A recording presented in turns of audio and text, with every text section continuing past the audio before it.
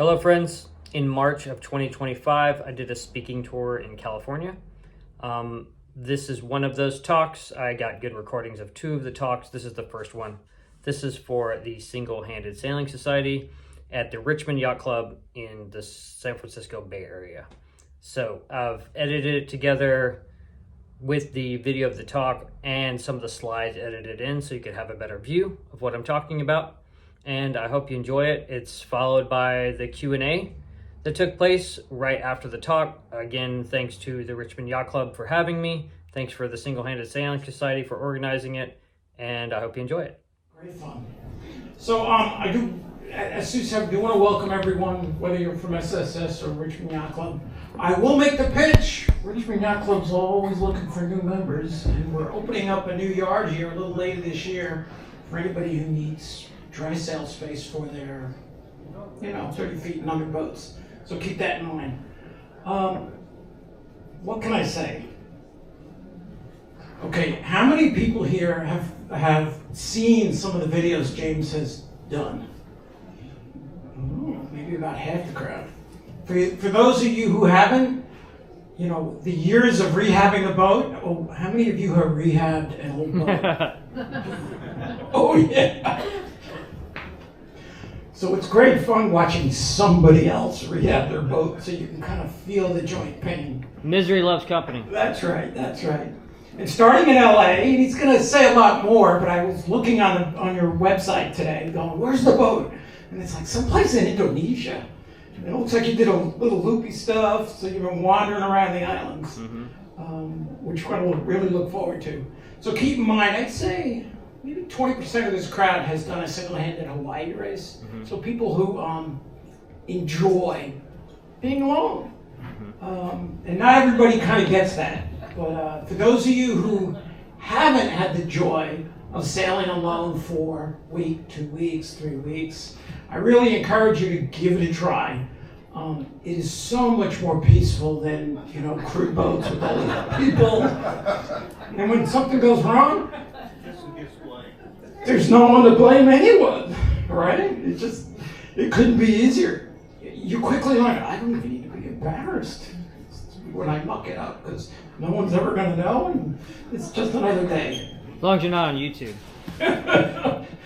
Though I guess when you're on YouTube, those little oopsies That's right. are a good thing. It makes life interesting. Sometimes. Is that right?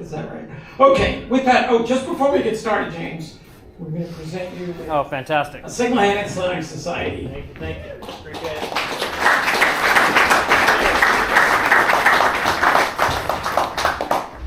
Hello, everybody. I want to thank the Singlehanded Sailing Society for having me, organizing this. Randy, thank you. Brian, thank you. I want to thank Richmond Yacht Club and thank all of you for coming out tonight. I know it's a Thursday night. So I'm grateful that you're all here to hear my little talk.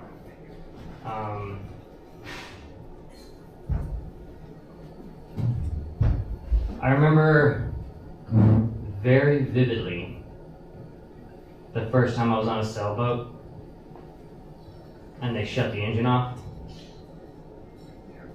and that silence, and I was like,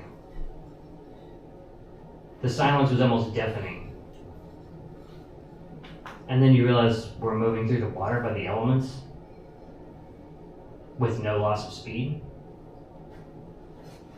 You can't describe that feeling to people that haven't experienced it before.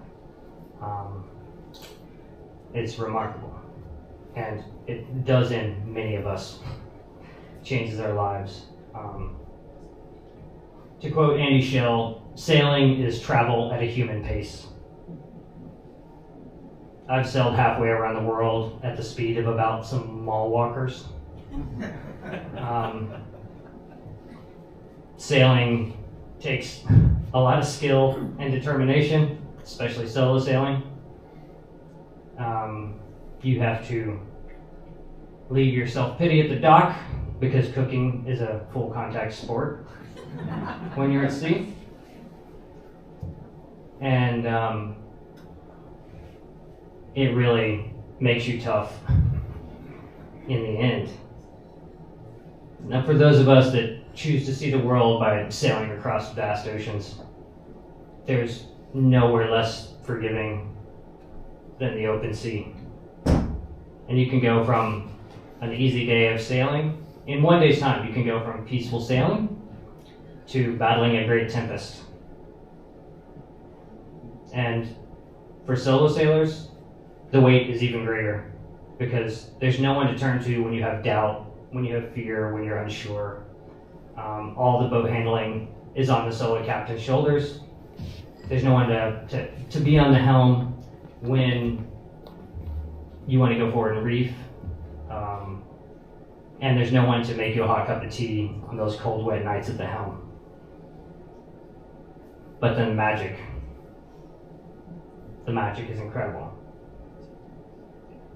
The peace of ocean sailing is really unmatched.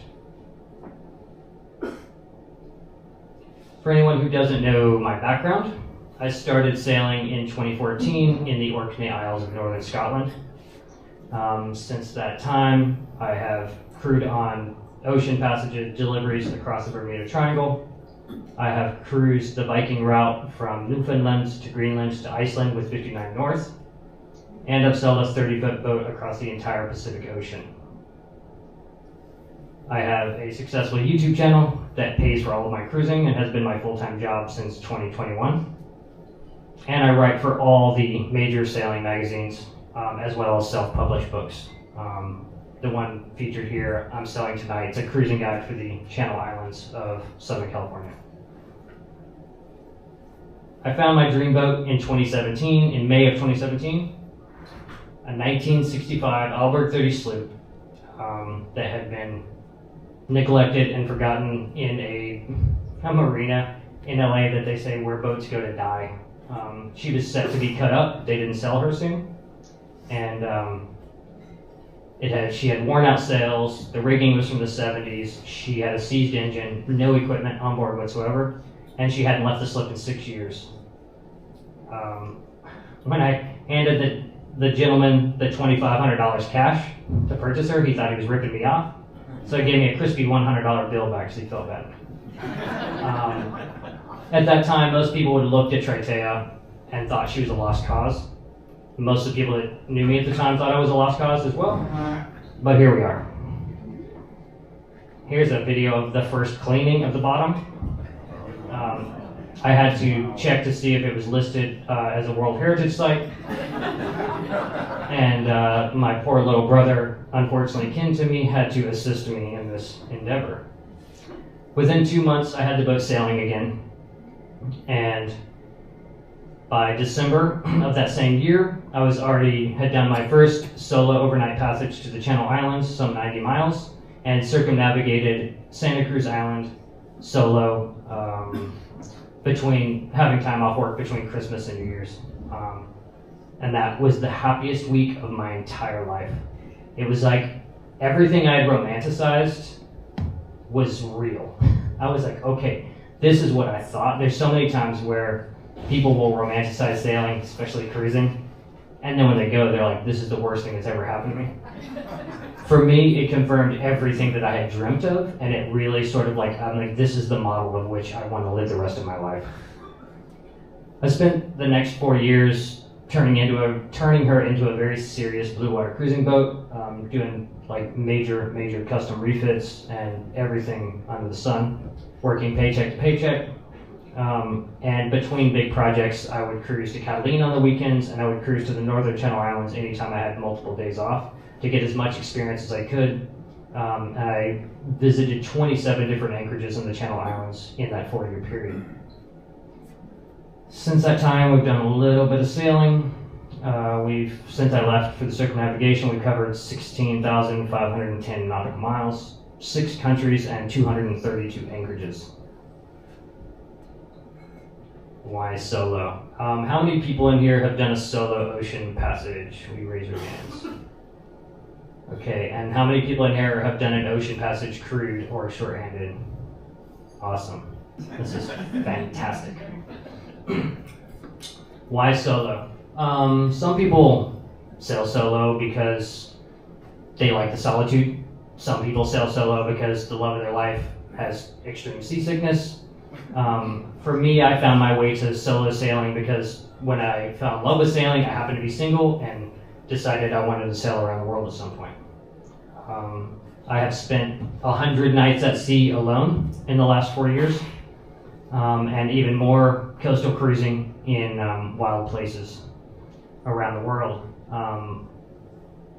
Solo ocean sailing for me, there's nothing like it. It is truly, truly remarkable. So when it comes to solo ocean sailing, watchkeeping is always a question. How do you sleep? When do you sleep? I believe the old style of watchkeeping is absurdly outdated, and so many people that are stuck in their ways will argue with me, but there are thousands of us solo sailors plying the oceans, including all the solo around the world ocean sailors, and we don't sit in the cockpit 24 hours a day, because how on earth could we? I run my schedule, my night schedule, I usually start at like 9 p.m. With my AIS set, the alarms on and everything. I lay down with my alarm set every 2 hours in my pilot berth, and the alarm goes off. I get up, check the course, scan the horizon for ships, and check the sails and everything, and then lay back down. With the modern technology we have with AIS, and especially like modern radars, which can detect squalls, there's absolutely no reason for people to be sitting in the cockpit 24 hours a day. It's completely bonkers to me. It's funny because I've written an article about this, but 2 of the major sailing magazines I write for are too worried about the controversy, so they won't publish it.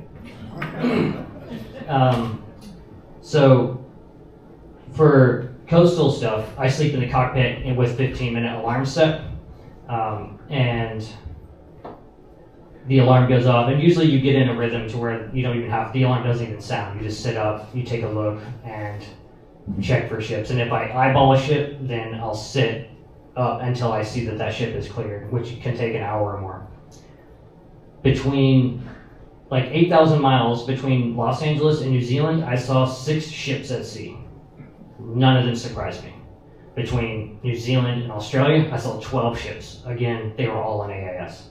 Between Thursday Island, Australia, and Indonesia, I saw 36 ships. Maybe 10 weren't on AIS, and then there were thousands of targets on AIS that I never visually saw. So obviously, different places in the world you're cruising require different sort of watchkeeping, but when we're talking about the open ocean, there's definitely different ways to go about watchkeeping than the traditional manner. Disasters at sea. Oh boy. When it comes to solo sailing, we have to dial our reaction times and our responses way back. I try to operate at about 50% of what I want to operate at. So even if I get hit by a big squall, I get out in the cockpit and I pause and I count to 5. So I'm not reacting. It's a calculated response to what's taking place. I've definitely had situations to where a squall hit and the boat was heeled over so far, I had to reach into the raging sea to find the winch to spill the sheet. So, it's with a small boat, it's a very different scenario than if you're on a large boat with a ton of freeboard. This is in the notorious Cook Strait in New Zealand in the Roaring 40s. And that area is always like double what is forecasted. The worst disaster I've ever experienced at sea was sailing between Los Angeles and Hawaii in August of 2021. I lost all steerage 1,000 miles from Hawaii. It was my 14th day, and I believe I hit a submerged sea container. There was a glancing blow that fractured the bronze rods that hold the sandwich construction wooden rudder together, and it actually failed in my hand. So wouldn't stay on course. I just gotten in the trade winds, it wouldn't stay on course. I was like, what is happening? So I deactivated the wind vane, which is a vintage Sailomat. It was also auxiliary rudder, but it was a vintage version. And I was steering. I was like, what is happening here? And the tiller went soft over to starboard. And the boat came hard up into the wind. And I turned the tiller and started recording. This is moments after that. I thought the best course of action was to drop all sail to get the boat to stop moving forward, bound for Antarctica, and zip tie my GoPro onto the sea hook to try to see what was happening underwater.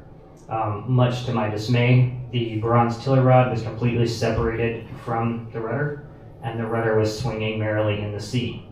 But on a side quest, that's a little pilot fish that hung out with me across the entire all the way to Hawaii. I didn't even know they were there till this. I was like, oh, okay, I have friends at least. I thought at the time that I could simply dive over with tethers on, swim down, wrap a line around the cutout for the prop, run the line up, tie a knot in the middle, and then we're back in business. Wrong. Totally impossible. With all sail down, I was still sailing, the boat's still sailing at over a knot, so I was being drugged behind the boat. Normally I can hold like my tow rail and I can touch the rudder, and it was impossible for me to even get a hand on the rudder, trying as hard as I could. Also, the boat's motion, it was rolling with great violence, and I was really concerned about being knocked out. So after the first attempt, I climbed back on board and put up very little sail, and actually put up my drogue to slow my distance down.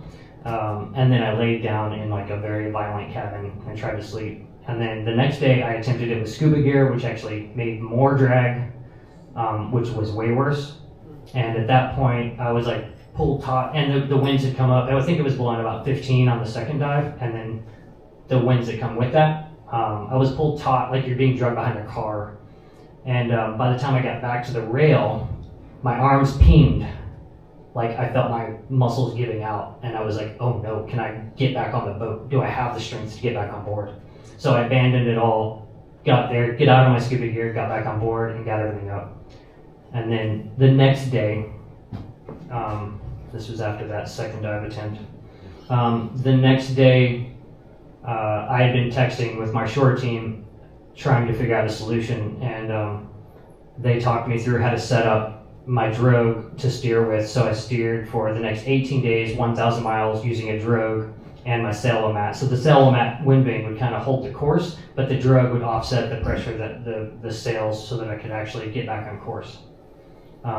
So after 18 days, I sailed in to the world-famous Waikiki Beach and dropped the anchor. Also, there's like no reliable tow service in Hawaii, it turns out. One important thing that I'd done before I left was I set up a shore team, which, I don't know that any of them wanted to be part of this, but they all love me, so they had no choice. It consists of my brothers and a couple of friends, two of which are professional sea captains. So Captain Noah Pepper has done a shorthanded transpac, and so he had learned steering by drogue for that, preparation for that race. And then Captain David Stovall was researching different ways to set it up, and via simple text messages from these guys, they were talking me through different things to try. And I ended up lashing the spinnaker pole aft, and then running my spin sheets to blocks and midships, and then aft to the rigid drogue that I have. And then I would just move it from one side to the other. I have an extensive video on YouTube that tells how I set it up and how to steer by drogue, and there's a PDF that you can print out and put in your chart table just in case you ever need to, because I had never even heard of the process before I was having to save myself and my boat and sail with it for 1,000 miles. Another fun disaster at sea I had was sailing between American Samoa, or from Bora Bora and American Samoa. A really gnarly squall had just passed, and the main crash dived with a loud bang. I had a preventer on, so it never went past amidships, but the sound was very alarming. So I popped my head on. Of course, it happened at night. I popped my head out, and I see the boom is free and just flying about. I thought the gooseneck was broken, and I hurried out, clipped in, and went forward. And what I found was the downhaul had actually come undone, so it had allowed it to jump off the top of the track. But the bronze track's pretty high. It was shocking to me that it got that high. But when the crash out happened, it jumped off. But there was such a steady succession of squalls that I didn't risk trying to get it back on in the dark with squalls that I couldn't see coming. So I just dropped the main and lashed it in place so that I could deal with it the next day. And even as it was middle of the day the next day before the weather calmed down enough to where I could actually get it back on. But I was lucky that the gooseneck hadn't broken, it had just popped off. Coastal cruising.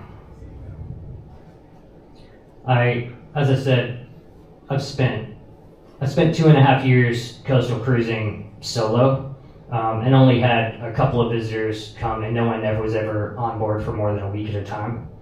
I've seen some really remarkable places alone, from river adventures in French Polynesia, coasting down rivers in Raiatea, to the Kaneohe sandbar in Oahu. Anyone here know about this sandbar? It is wild.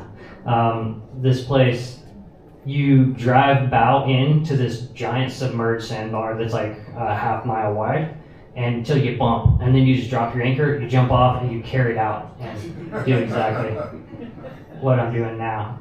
And it's like waist deep, and look, there's a casual paddleboarder behind me as I'm setting the hook. Now that's an extreme amount of scope, I think, for the sandbar, but this is what it looks like from the sky. Really, really cool. So, and that's on the windward side of Oahu. So that's a pretty special place. I have explored abandoned pearl farms in the Tuamotus in Tikihau, and I've swam in the limestone caves of the Asawa group alone with no other humans around in Fiji. Absolutely amazing. One of the coolest places that I visited was in New Zealand at Great Barrier Island in the Hauraki Gulf.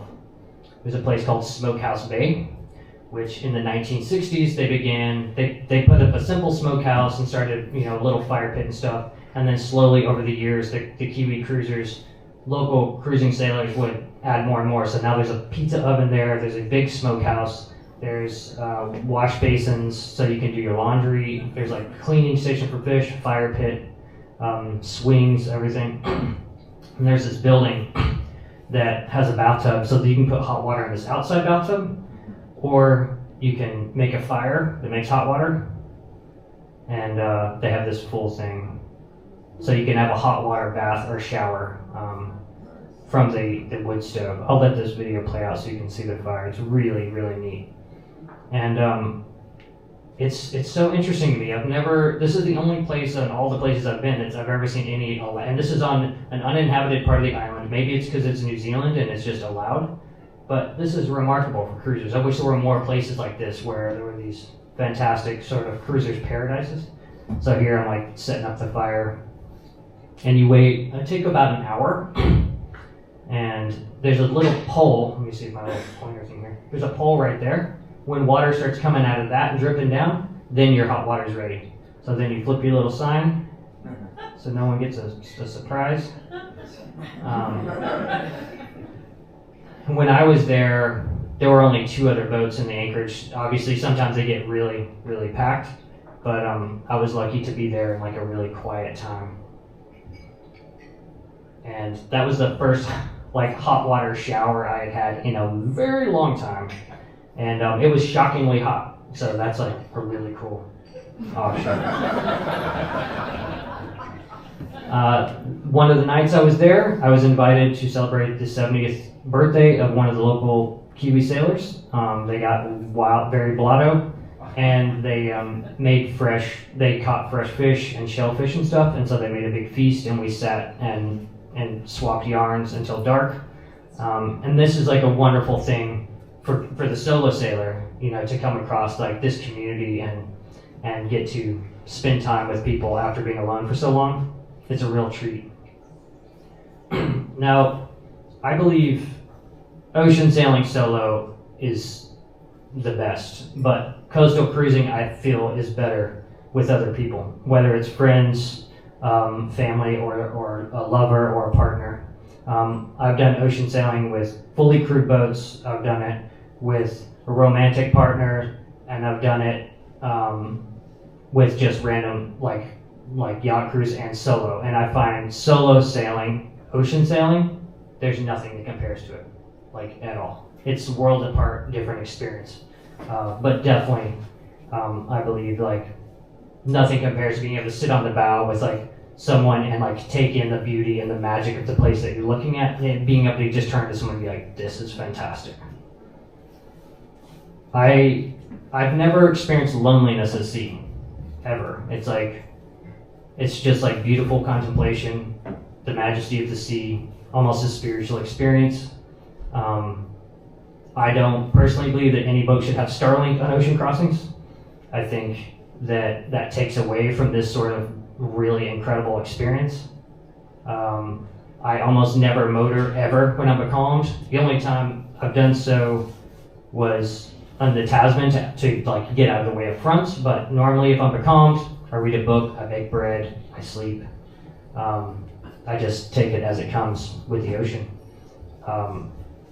But I have experienced like deep loneliness in crowded anchorages where I didn't know anyone. And it's usually at the end of a long season where you're pushing really hard, and you find that you've had dinner by yourself for 6 months straight, and you start to bore of your own company. But when it comes to ocean sailing, I've never experienced loneliness.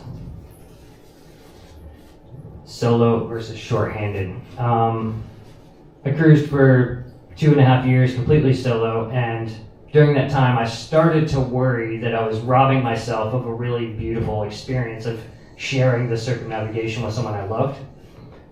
So I was always apprehensive about it, about opening myself up in that way once I'd already left. But when I was in New Zealand, the last month I was in New Zealand, I met a Kiwi sailor who I invited on board for a week to cruise with me in the Morville Sounds, which turned into 2 weeks, and then ended up her joining the boat full time once I reached Sydney. Now, before I'd even met her, I'd always been concerned about allowing myself to fall in love during the circumnavigation, because I knew that I always say, I'm comfortable being uncomfortable, and I'm willing to accept the hardships for the magic and the trade-off. But I felt it would be much more difficult to have someone else on the boat that was miserable. So that was always my apprehension. I'm like, I know that I can be satisfied and like content with this life, but it is a very difficult life. But Rhonda moved aboard. She's absolutely fantastic sailor, and like the small space never bothered us. Was never an issue. We sailed up. She joined me in Sydney. We sailed up the east coast of Australia, through Torres Straits onto Indonesia, and then by the time we reached Lombok near to Bali, she had decided that she wanted to leave the boat at that point. The pace of which you have to maintain when you're circumnavigating or when you're cruising in places is determined by the seasons. So that sort of pace can be really hard on people, and that was definitely the case for Rhonda. The only ocean passage I did with Rhonda was 700 miles from Thursday Island to Tual in the Kai Islands of Indonesia, eastern Indonesia. We were never with more than 200 miles offshore of land in some direction, so it didn't even really feel like an ocean passage to me. But I did find that Tritea, being set up for solo sailing, made it tricky because there's only one full-size berth in the cabin. So I gave her the comfortable pilot berth, and then I slept on the cabin sole. It might be too dark for you guys to see, but I slept on the cabin sole on settee cushions and a thermarest, and like about 3 days later, my back was toasted from that. So definitely that's like something to think about, you know, when a small boat that's set up single-handed and then moving on to double-handed sailing is a different thing. Rhonda did 4,000 miles in 9 months, which is pretty remarkable for someone. She had grown up sailing in New Zealand, but had never gone cruising. But she discovered that the cruising life was not for her, and decided to leave the boat and move back to New Zealand at that point. Now, Indonesia is the most difficult cruising ground I've ever visited. Everything in yellow, we had to motor. 1,200 nautical miles of motoring. So we had gotten there. It's notoriously light air, and I even had a new A-sail from Early Tasker But even that, there's just no winds during the transition period that we were there. And, oh, here's a funny little side quest. You see this little line here? This is where I discovered you should never put diesel in your water tank. So it's really a lot of motoring, and we all know how fun that is. The other thing about Indonesia is you can't do any night passages because the waters are packed with these fads. So this is a fish aggregating device. This is an extremely large one, but they can be as small as like a milk jug or something that's spray painted that you can easily get in your prop. At least it's like, well, actually I almost hit one of these too, but when we arrived to Indonesia in the dark, we came so close to one of these I could have touched it from the cockpit and my soul left my body when I saw it go past the boat. But so these things are everywhere. Like I've seen these 30 miles offshore in 5,000 feet of water, and they're anchored and they're not lit, and they're obviously not on AS. And there's no color regs or anything in Indonesia. And here's another style of obstacle that's common in Indonesia. These are like stakes, but they have nets, so they're like fish net sort of fences. And this is what you can't do any night stuff at all. So like this, actually I had to come back in the dark and I almost hit this whole fence days after this was taken. But they have these like flashing little LED lights that change colors like a disco sort of thing. But they're so faint, when you see them, you think they're on the horizon until you see the silhouette like where that table is. And you're like, and you come hard about. So there's so, like the scale of it is really hard to get your head around. And again, none of the ships have any color regs, and most of the fishing boats, a lot of them will drag mile-wide drift nets. So it's just impossible to do any night passages, which makes cruising through Indonesia very, very challenging. Another wild thing is when we were approaching from Australia into Indonesia, they have these crazy fishing fleets between Papua New Guinea and the Torres Straits, and we would just see these nets being set, so there would just be a new target appear in front of us, and then a new target and a new target. And what we discovered was it was actually buoys on a net that have their own AS hit, but they would just line them up and you would just have to work around them. But once we realized that we actually sailed over one and didn't get tangled up, once we realized that they were like buoys that had an AS signal, it was less stressful and also the fishing boats drift at like 1 to 2 knots. So they're not like high-speed fishing boats. So that made it easier to navigate around those like in a sailing vessel. Now, the traditional style of watchkeeping would obviously be better in those sort of situations, and having 2 sets of eyes on watch is much better, but most of the stuff you can't see anywhere. Like the fishing boats, they run these single-cylinder diesels. I call them helicopter boats because they sound like the helicopters of MASH. And they're like, you just hear them in the dark, just like pop, pop, pop, pop, pop, pop, pop, and they'll just pass you, and you never even see them. So it's extreme. Sailing in Indonesia at night is just pretty much impossible. Once we got to Marina del Rey in Gili Gede near to Lombok is when Rhonda departed. We went to Bali, she caught a flight and headed back, and then I was back to solo sailing from there. Now, as I said, everything's run by the seasons. I originally thought we could make it through Indonesia in like 2 or 3 months, but we had to have the top end of the engine rebuilt in Australia, which delayed us a month and a half, and then there were other delays at Thursday Island, so we were delayed more than 2.5 months, which meant we were right in the middle of the transition season, which is when we had no wind. And then as I leave to go solo sailing, like December 1st, basically a switch was flipped and the wet season started with great violence.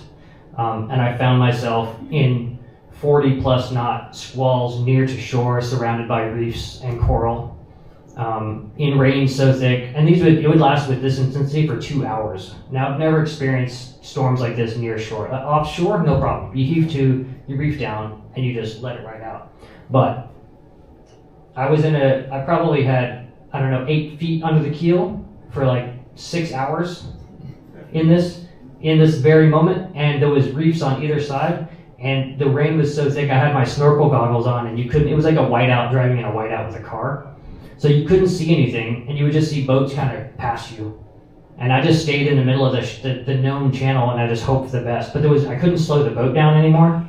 Like, I had the motor off, and I had like just a scrap of headsail out, and I was flying.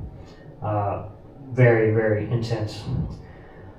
I ended up calling it, I was like on the north coast of Bali, or Java, experiencing these sort of squalls, and when I finally called it, my last of my electronic autopilots failed, and I hand steered for 17 hours back 77 miles to the only safe anchorage, because there's no safe anchorages on Java.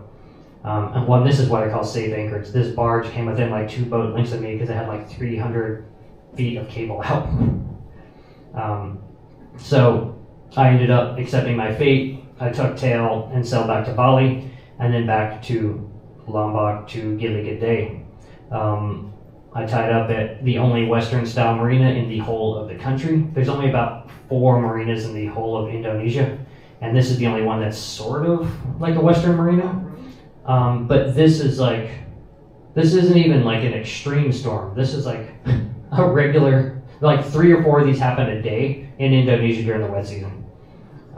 So I put the boat there to ride out the wet season. I mean, the boat, that marina is full of international yachts. Like, that's where everybody puts it, and then they just like leave and come back when the chaos stops, which I can't start sailing again until like May is when I'll head back at the beginning of April to continue cruising.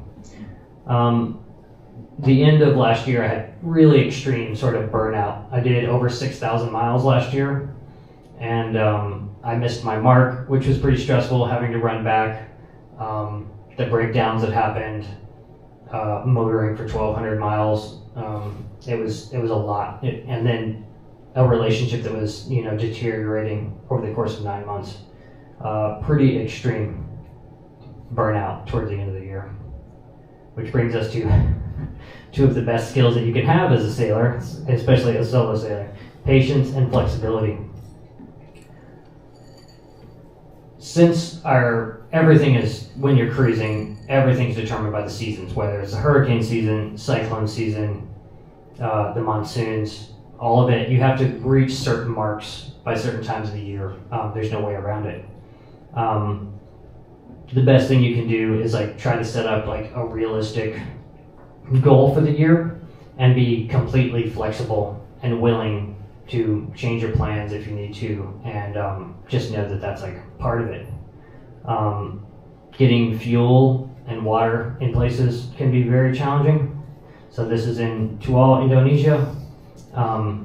It takes 8 of those jerry jugs to fill up my main tank, and always an adventure.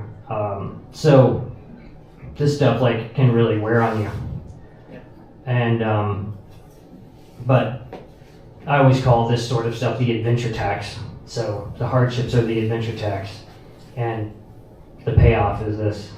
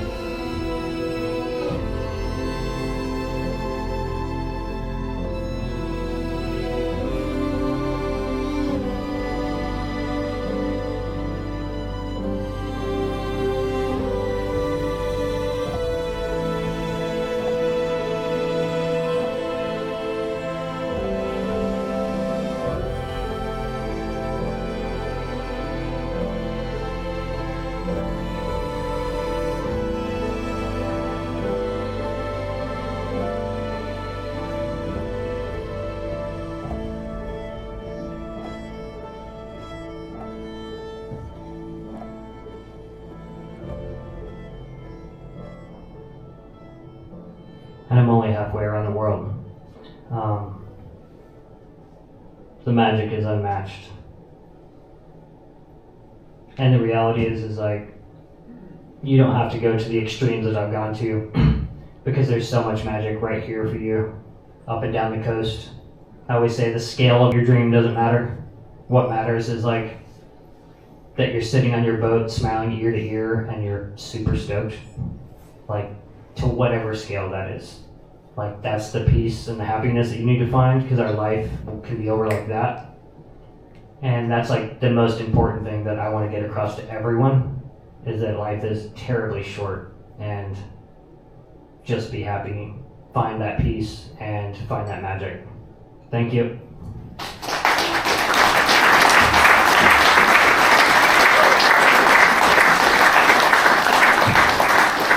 We can do a Q&A.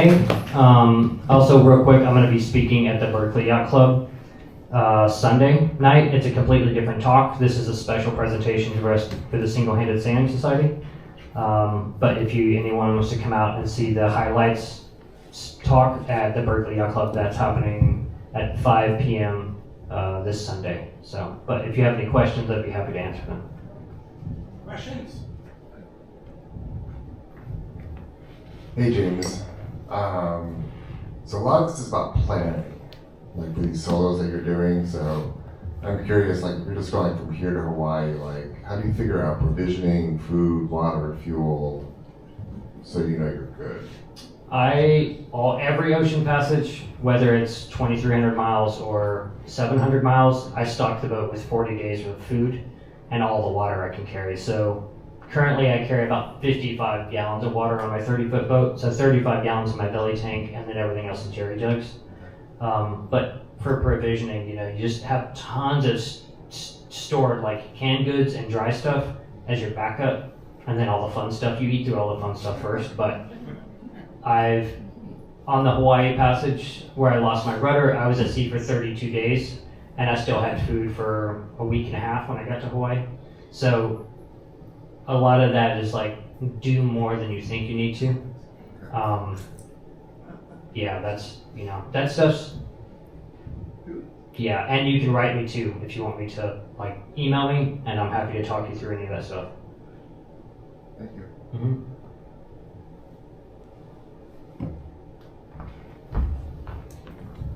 Hey, thank you, James. I'm curious about celestial navigation, if you get into that at all, and also, yeah, I just got a sextant and I'm learning it now, and I'm getting ready to cross to Hawaii. And one thing I'm trying to figure out is like which paper charts to get.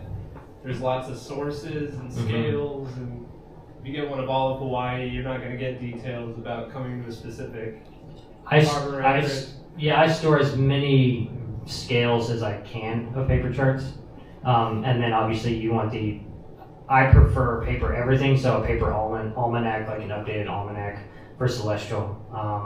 And it is a perfect way to practice, so that if you do have to do it, it's not complicated. It's pretty simple. The main thing is like it can be tricky on a 27-foot boat to get that sight, with the movement. But that just comes with time, and just pull as many sights as you can, and do it every day, and you'll get the hang of it. And if you decide, we spoke earlier, that's how it is. If you decide to head to South Pacific, you should look into Polynesian wayfinding. My next talk, I talk quite a bit about Polynesian wayfinding. And the Polynesians settled the entire Pacific as a Stone Age people. They didn't know metal existed long before like Europeans even go outside of land, and they had octants and they had compasses. They read the stars, they read the birds, they read the clouds, the swell patterns. So Dr. David Lewis, We the Navigators, is like the top book, and then Pathway of the Birds, Andrew Crow, is another fantastic book.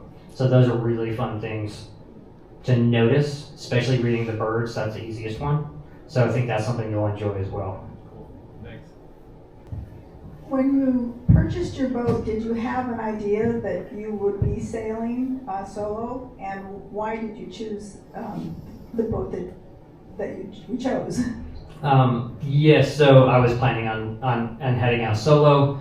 I was only shopping for boats that were pre-1972 because I didn't want a cord boat. I always knew I'd be poor or poor adjacent, So I didn't want a chance of like some delaminating. I also wanted like heavy construction, built like a tank, the way the early 60s boats were built.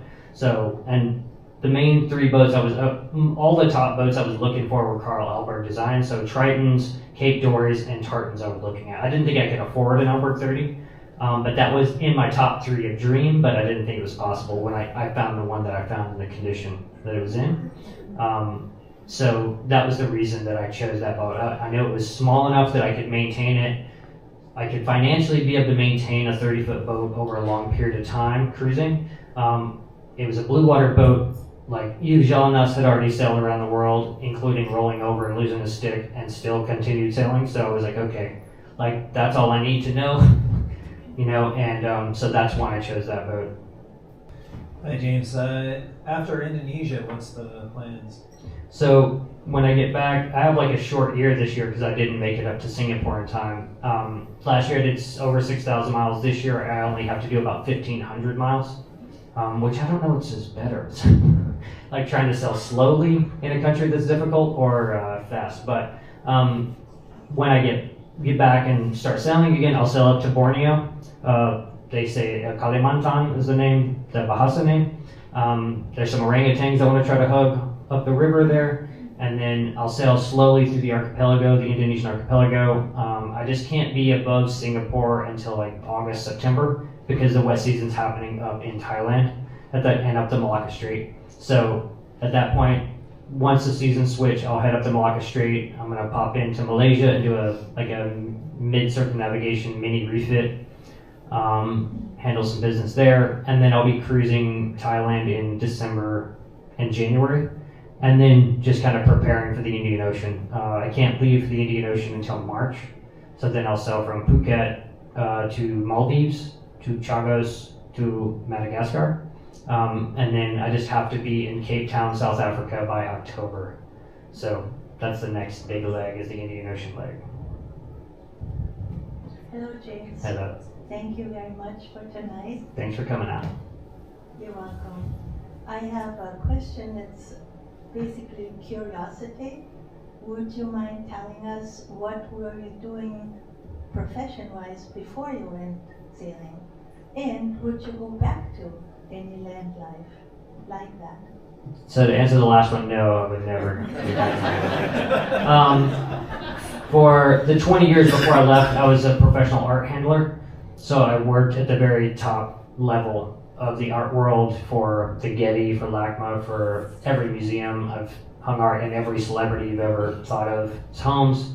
I've hung Jim DeWitt paintings in people's homes. So I did that for 20 years at a very high level. And it was interesting because after I got turned on to sailing, the gallery I worked for, both of the owners were sailors. One of them had done the Transpac. And so they had a 1965 Choi Lee that they used to take like clients and like artists out on. So then I became the skipper, so they could all get blotto, and I would like sail the boat, and then and they would also let me take off any time from work if it was sailing related. So I was racing in Marina del Rey twice a week, so they would let me leave early, and then any deliveries they would give me time off, no questions asked, if it was sailing related. So I was pretty fortunate with that. But as far as like land life, if I have the option, I would prefer not to. Just a side note, Marianne sailed around the world double-handed in a Cal 40.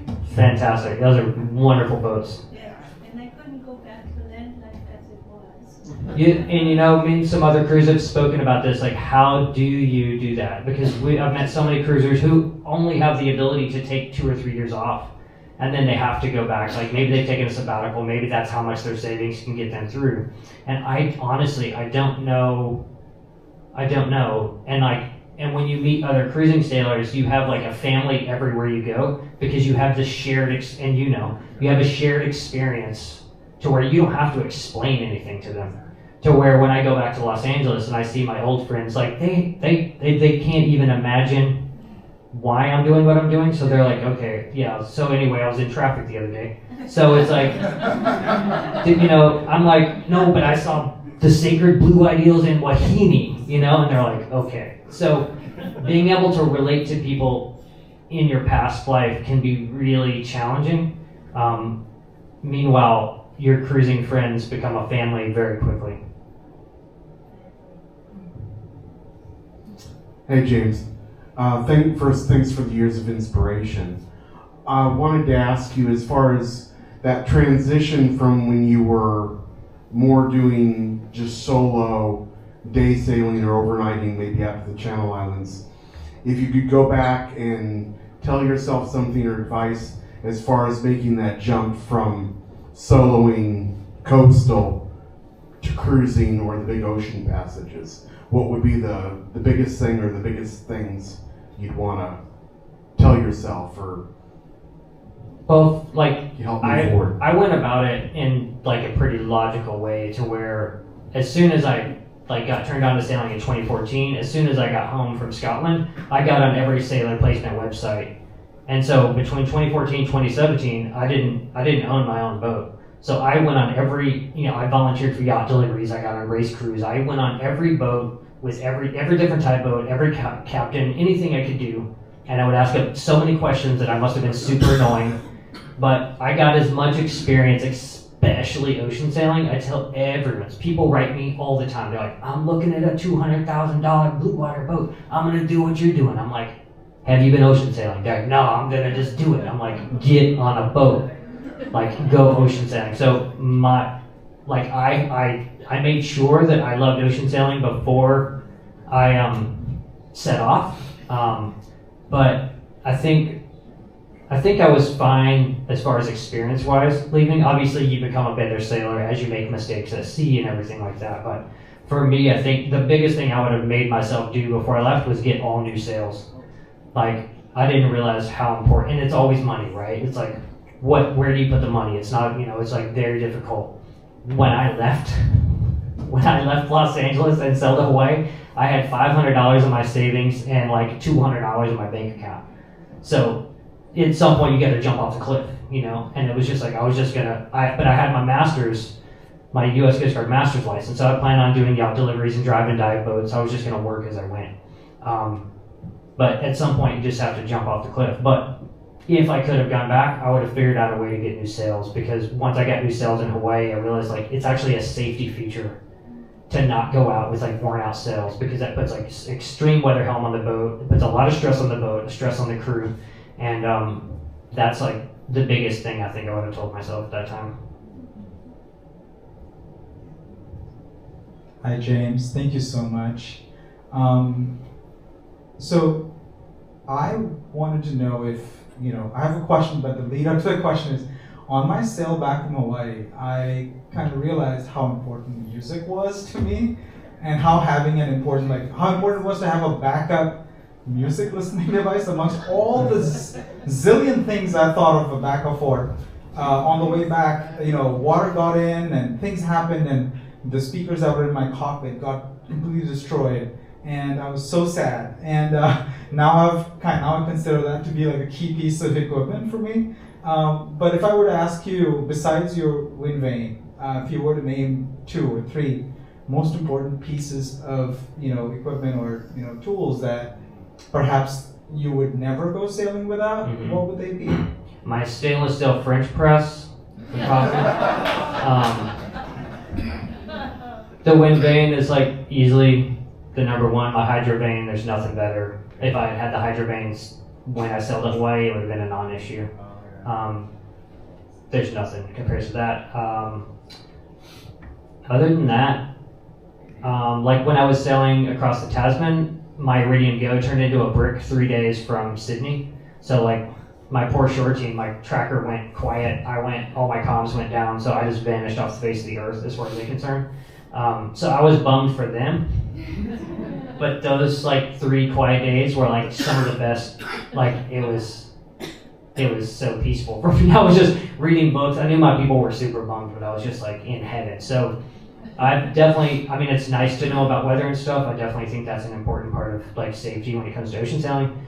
But and sailing to New Zealand without a working engine, because my engine failed in Fiji. So there's a lot of things I've sailed without. And like my boat right now, I've sailed 16,000 miles with an iPad and a small GPS plug from Garmin. I have no instrumentation on my boat besides a depth sounder.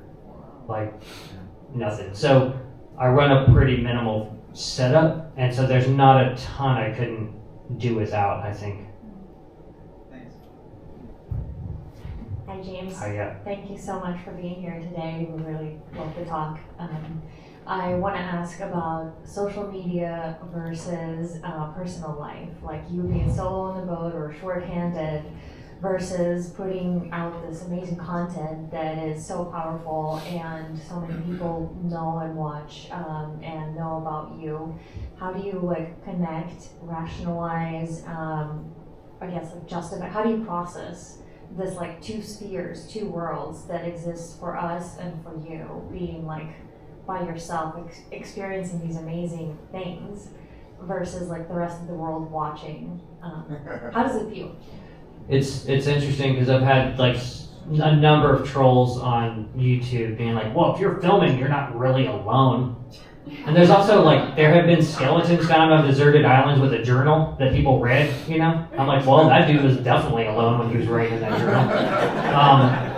So the funny thing is like in a 24-hour span at sea, I maybe film 15 minutes. Some days I don't film at all. So it's a very small amount. And I've done it long enough, I know what I need to film, and I know how I need to film it to tell the story I want to tell at the end of it. But it is like, it is just a journal for me, and I happen to share it with everyone. And I was doing this before it was my job because I enjoy documenting the experience and the process. Since 2017, I've only missed one Monday upload, so I have more than 500 videos up, and there was one passage that was longer than I expected where I didn't have a video prepared. So I've uploaded a video every single Monday, sometimes 2 a week. But as far as like in conjunction with my life in New Zealand, after New Zealand, I had to learn to work less.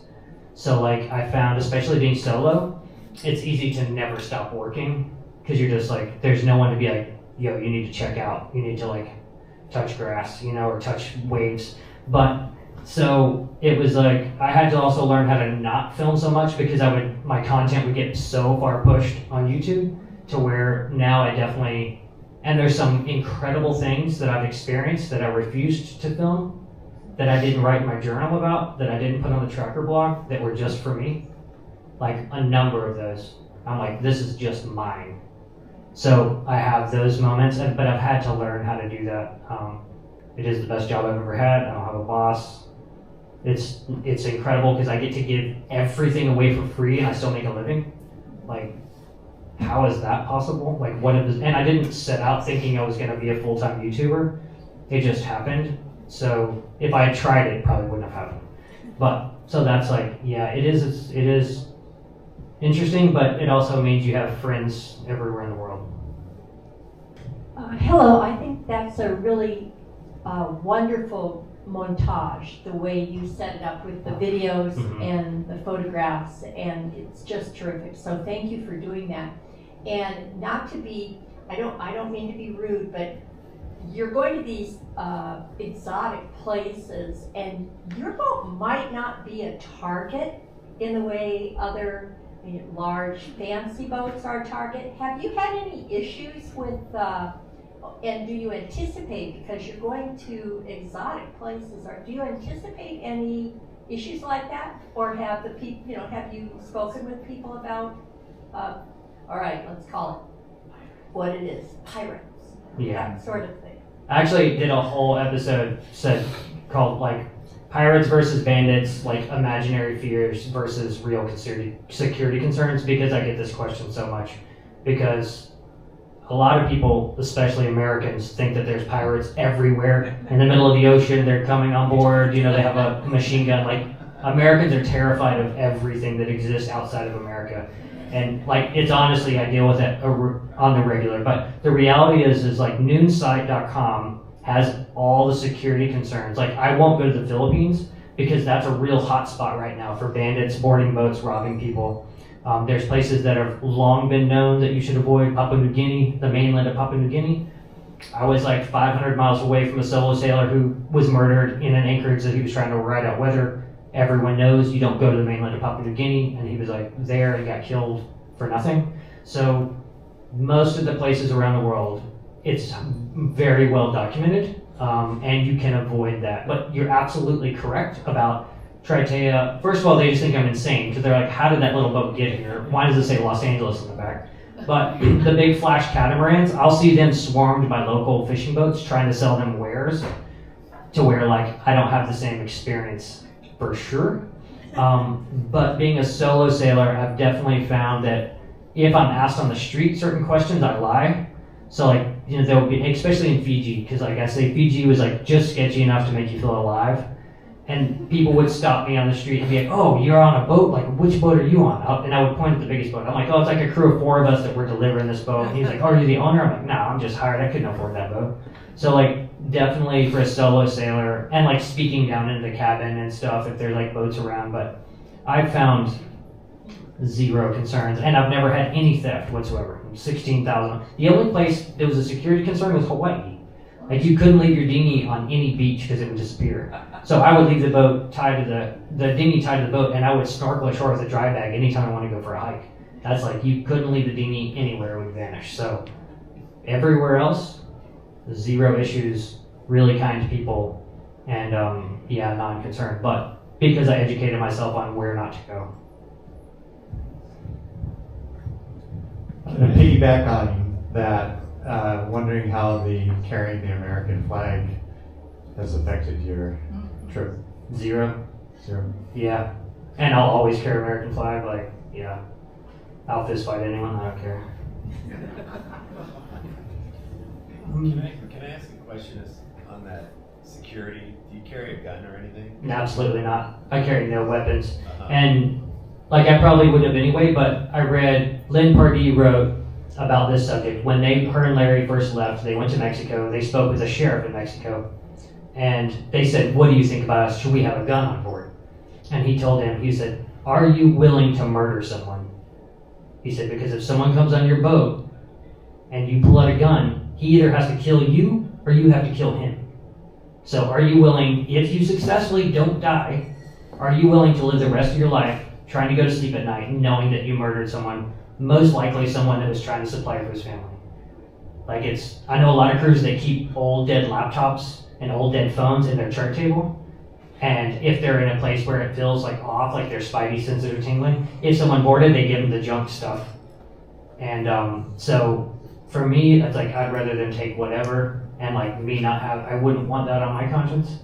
And again, like we're cruising around paradise life on a yacht to places where people are like barely surviving. So that's like something you have to like be aware of and think about and, you know, take in. But yeah, I have a machete, and a flare gun is very effective at close range as well. Thank you so much, James. You mentioned that you no longer have your sailing partner, and I'm wondering if and how your extensive ocean sailing experience has helped influence how you process or make meaning of grief. For like, have you seen the Hawaii Passage film? Okay, so that situation was like real grief to deal with.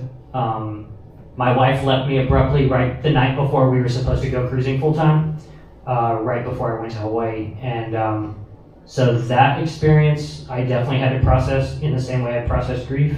I lost my mother in 2013, and it changed my relationship with mortality. And that's how I found sailing, because I realized like this was more important to me, like collecting memories was more important to me than working a job and you know, barely surviving. I was like, life is very short. I need to like see and experience as much as I can. So those experiences definitely helped me process that. With Rhonda, we were only together 9 months, and it was a very rocky 9 months. So my heart definitely wasn't in such a sort of fragile state. Definitely, like I care for her, but also I know that was the best for her to move on and have like the life everyone deserves to be happy. So that was not the life for her, and I hope she keeps sailing in New Zealand because she does enjoy it, just not on the scale of what I do it. So for me, it was like we left in very responsible ways, like, you know, so that was a different sort of scenario, and it was a build up to the departure. So Hi, sorry, sorry for my accent. I'm French. I read I read a lot. I sailed in many locations. You've been in Indonesia and all the stuff, in passage. But I have two questions. First one, if you can share your average budget, monthly budget. I think it's important to know, to take care of the boat, take care of you, food, and all the stuff. And the second, do you tattoo on your body any location? Is that location or is that experience, memories? And do you have any space? I have less than 10% space available. Thank you. And bravo. Merci. And I follow you. Merci. My budget. It's so funny because before I started, like when I was just dreaming of sailing, I was like, why does no one ever talk about the money? I just need to know how much this costs. And the reality is like it's just not that cut and dry. When I'm at sea for 26 days, I don't spend any money.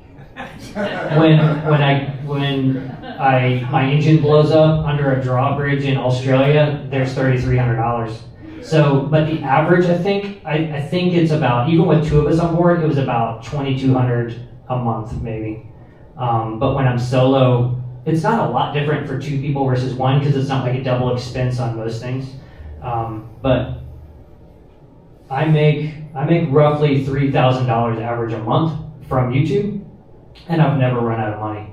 So I can exist comfortably on like probably $2,000 a month. So I use Starlink coastally, so that's like the biggest expense is like $250 a month or something because I need that to upload videos and all that stuff. From like Tahiti to Aotearoa, I uploaded everything on my phone because I never found any reliable internet.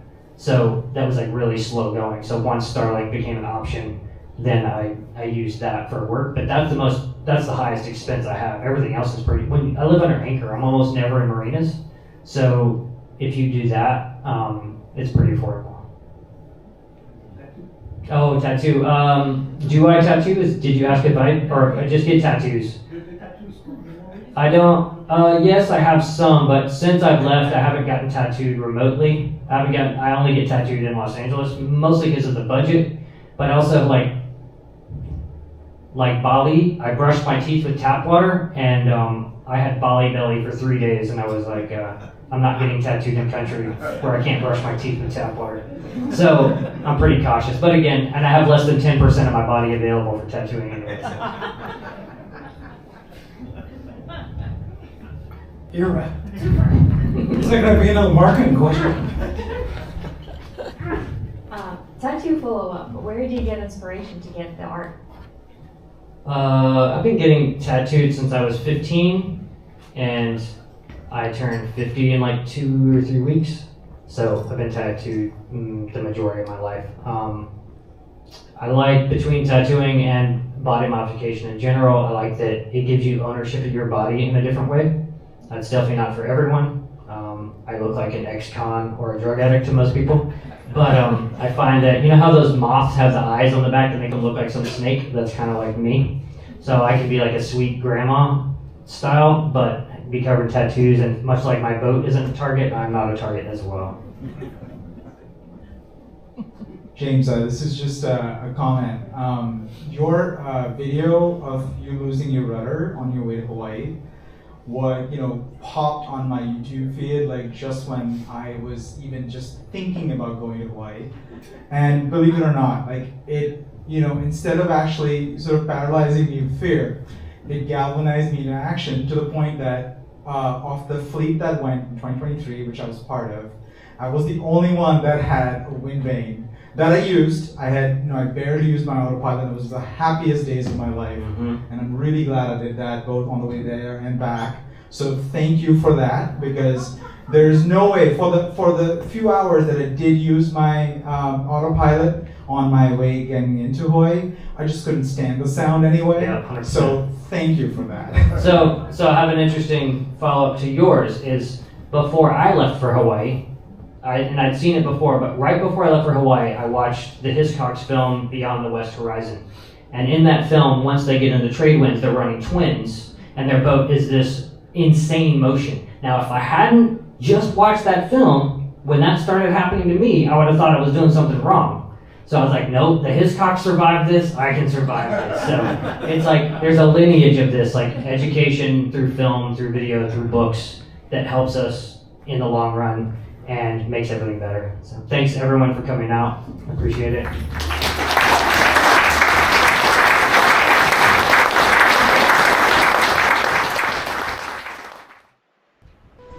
If you enjoy the content on this channel and would like to contribute, you can consider joining the Patreon crew. Thanks for watching. Fair winds until next time.